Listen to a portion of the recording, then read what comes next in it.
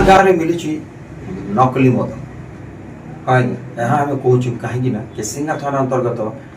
बलांगीर चौक निकट ठारे number 2 TP बंद दुकान कर्मचारी और नंबर 3 जहाँ कॉलेज रोड रे टीपी बंद दुकान अच्छी ताहार काम करुवा कर्मचारी घर जो भड़ा रोते आज्ञा से घरे किसी दिन तले अबकारी विभाग चढ़ऊ करते से मिली आज्ञा माल माल बोतल खाली बोतल टीपी लेबल लगा स्टिकर और 10 लिटर मद जबत करते जहाँ अबकारी विभाग तरफ सूचना रही है। से कर्मचारी मैंने आज्ञा जो मद बनाऊे नकली मद से बिकुले क्या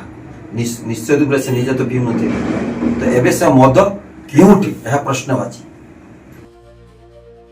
गाँ गाँव में मिलुची मद ताहा असली ना नकली। कलाहांडी जिला केसिंगा सहर मध्य रही 3टी ठिपी बंद विदेशी मद दुकान से 3टी दुकान मध्य 2 दुकान में कार्य करुवा कर्मचारी माने रहुवा भड़ा घरे अबकारी विभाग चढ़ाऊ पर लोकों मन में आशंका देखा देइछि। सेमाने पिउथुवा मद असली ना नकली कारण उक्त 2 दुकान अंचल किछि कुचिया दुकान व्यतीत सहर केतेक दुकान को मध्य मद बिक्री पाई पठा जाउथवा नै सहर सारा चर्चा हेउछि।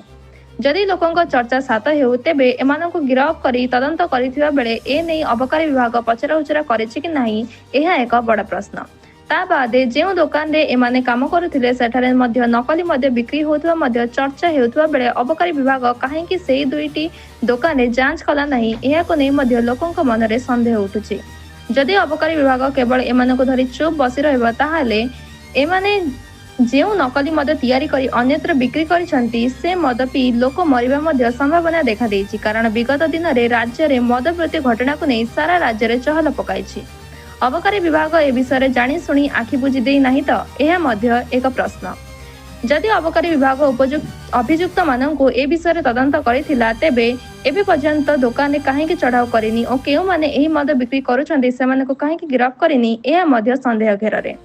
तेबे एही नकली मद व्यवसाय उपरे केबे अबकारी विभाग रोक लगाई पारिबो ना केवल एही केते जनक धरी आगक एमानक ठाउ मोटा अंकर टंका नै निज पकेट गरम करी नकली मद व्यवसाय करुथुवा मद माफिया को प्रोत्साहन देव ताहा देखिबाकू बाकी रहुथुवा बेले लोकंक मनरे उठुथुवा प्रश्नर उत्तर केबे मिलिबो ताहा मध्य देखिबाकू बाकी रहिछि।